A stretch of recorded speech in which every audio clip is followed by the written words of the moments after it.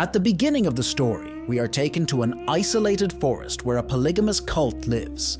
The community leader, called the Shepherd, is the only man, and all the women in the group adore him for accepting them as his wives. Within this group, the women are divided into two categories: the daughters, who wear blue clothes, and the wives, who wear red clothes. The main activities of the community involve raising lambs for food and performing sacrifice rituals. The scene changes to the moment when the shepherd has a meal with his wives and daughters.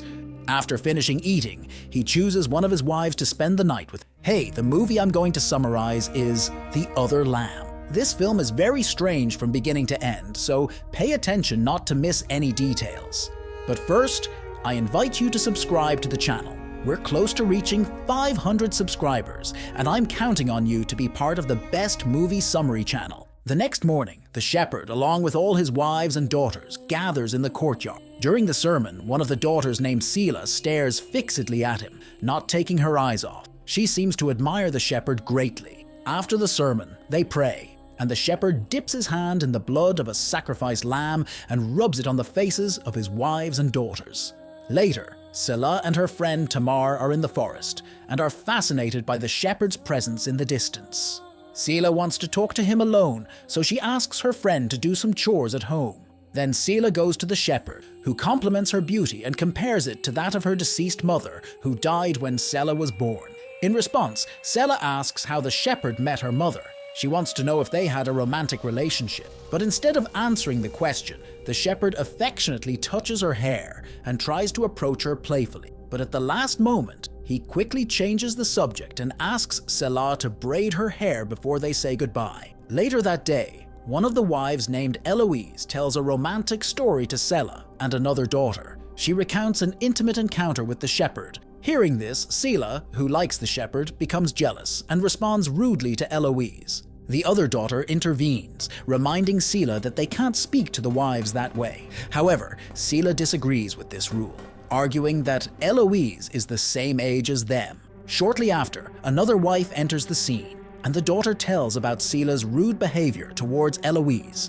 As a result, Selah is given the task of bringing food to a dark cabin where menstruating women are isolated because they are believed to be impure. Inside the cabin, Selah finds two sick women and talks to one of them named Sarah. Sarah has scars on her chest and warns Selah about the shepherd's violent acts.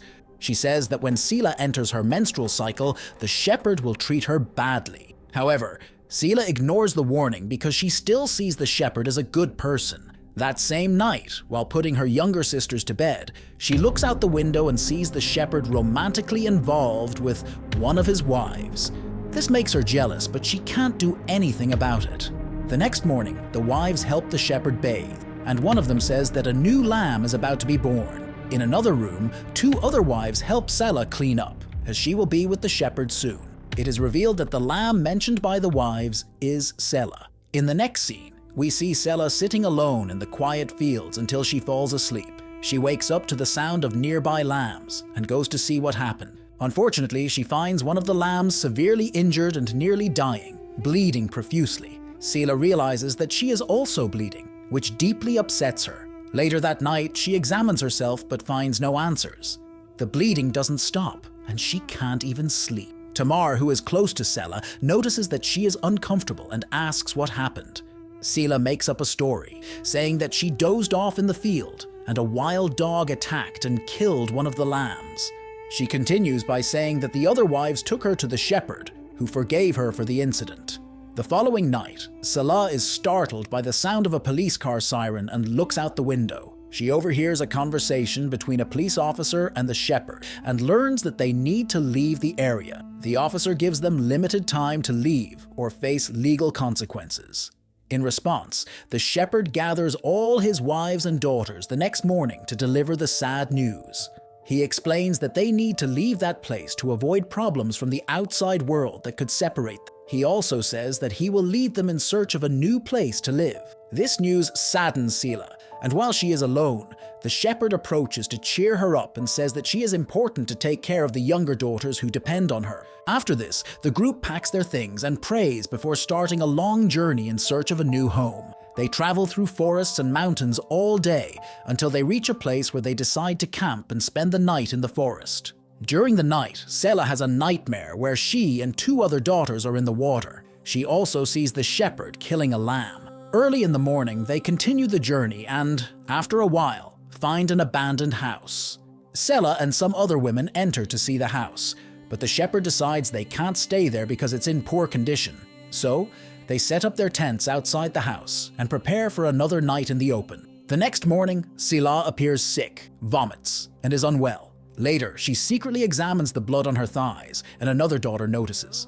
This daughter becomes afraid and says that Selah is impure. Because of this, she is forced to join a group of banished wives. That night, Selah talks with Sarah, who reveals that she was one of the shepherd's first wives.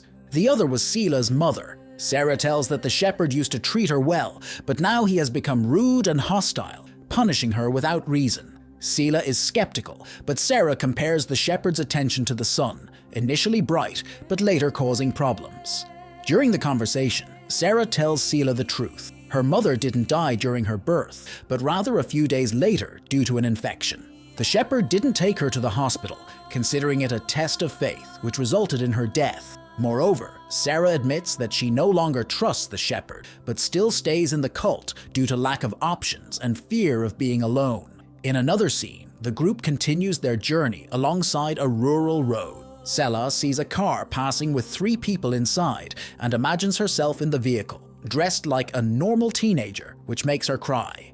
That night, everyone camps at a location, and during dinner, Selah observes Eloise, who is pregnant, and Eloise also looks at her while gently caressing her belly. The next day, during the difficult walk, Eloise suddenly goes into labor. The other wives believe it's time for the birth, but Eloise is afraid and can't do it. She's worried that the baby might die in this dangerous place.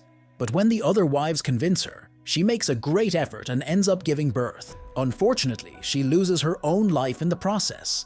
After this, the group prepares for Eloise's funeral, and Sarah confronts the shepherd, blaming him for her death. She even calls him by his real name, Michael, but the shepherd denies the accusations and leaves.